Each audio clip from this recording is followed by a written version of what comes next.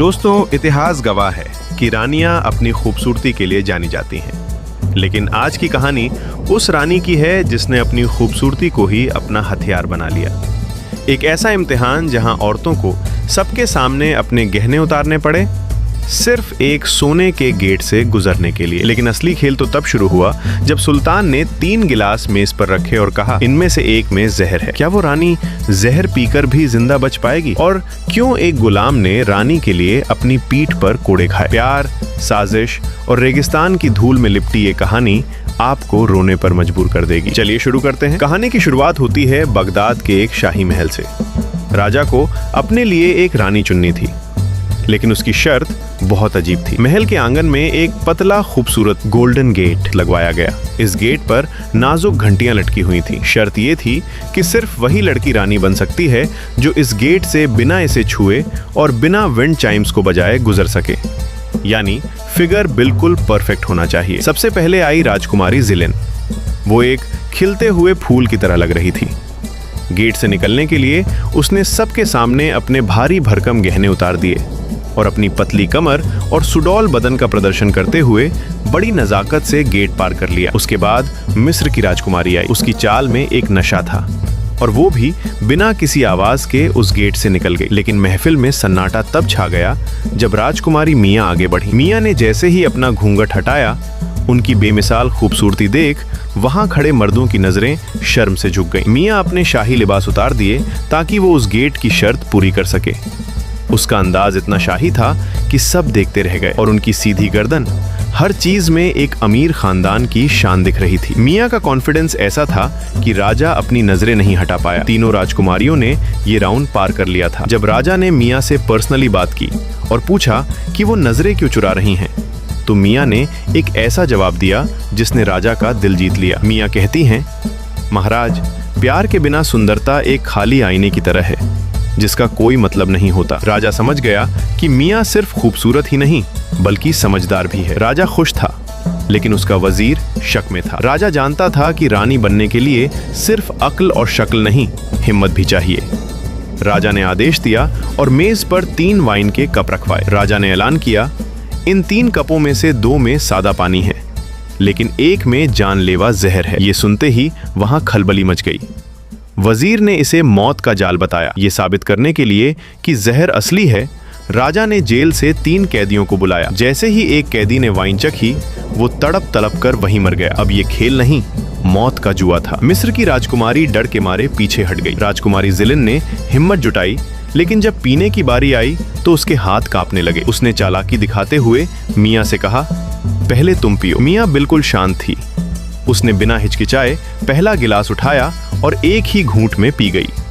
सबको लगा मियां अब गिरेगी, लेकिन वो खड़ी रही। जिलिन ये देखकर और डर गई। उसकी हिम्मत टूट गई और वो भी पीछे हट गई। तब मियां ने सबको चौंका दिया।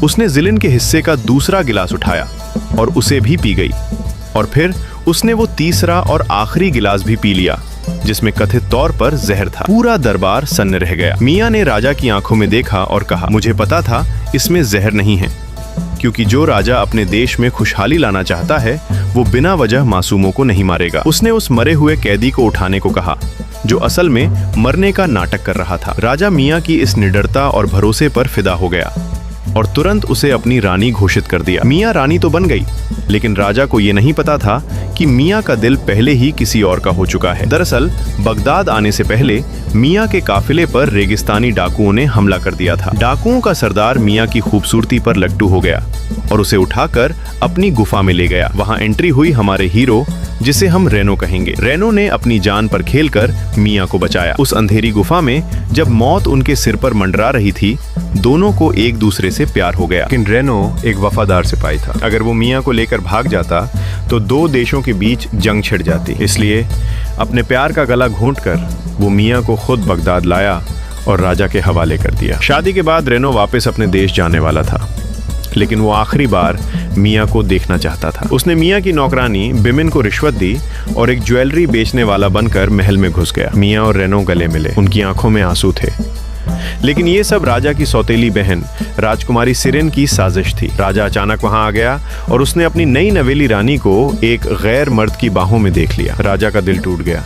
और गुस्सा 7वें आसमान पर था। चूंकि रेनो एक था, उसे मारा नहीं जा सकता था, लेकिन मियाँ तो उसकी प्रजा थी। राजा ने मियाँ को सबके सामने कोड़े मारने की सजा सुनाई। कोड़े बरसने वाले थे, मियाँ की कोमल त्वचा फटने ही वाली थी कि अचानक रेनो बीच में कूद पड़ा।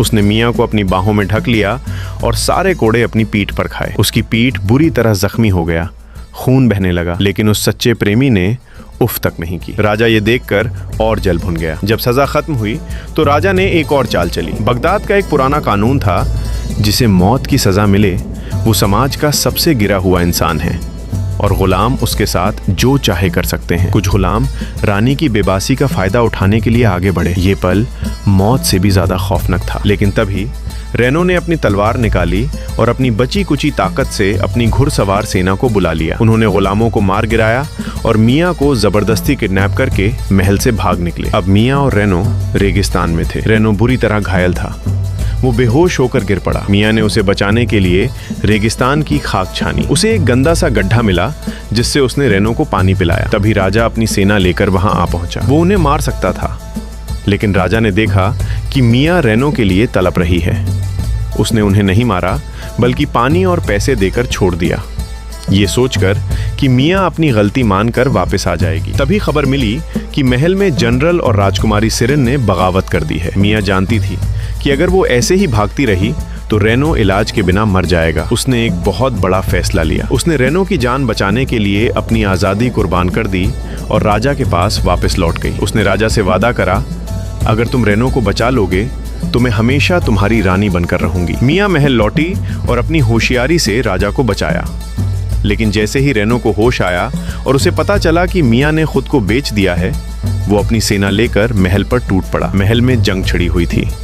जनरल ने राजा को घेर लिया था। मियाँ वहां से भाग निकली ताकि वो रेनो को मदद के लिए बुला सके। रास्ते में मियाँ का घोड़ा मर गया। सामने एक भयानक रेतीला तूफान था, लेकिन मियाँ नहीं रुकी। वो तूफान के अंदर घुस गई। रेनो की सेना को तूफान की वजह से रुकना पड़ा था। तभी रेनो ने देखा कि रेत पर कोई गिरा पड़ा है। वो मियाँ थी। सालों की जुदाई और दर्द के बाद दोनों फिर मिले, लेकिन अभी कहानी खत्म नहीं हुई थी। मियाँ ने रेनो से कहा, हमें राजा को बचाना होगा, वो बुरा इंसान नहीं है। रेनो ने अपनी नाइट्स की आर्मी के साथ महल पर धावा बोल दिया। बागियों को गाजर मूली की तरह काट दिया गया। रेनो ने गद्दार जनरल को चट्टान से नीचे फेंक दिया और लालची राजकुमारी सिरिन को उसकी ही नौकरानी ने मार डाला। जंग खत्म हो चुकी थी।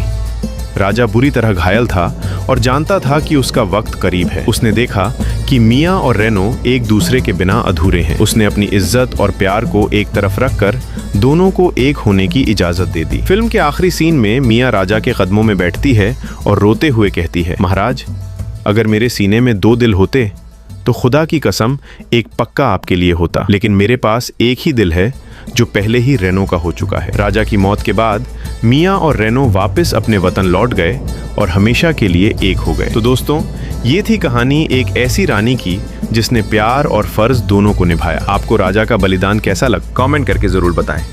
ऐसी ही कहानियों के लिए चैनल को सब्सक्राइब करें। मिलते हैं अगली वीडियो में।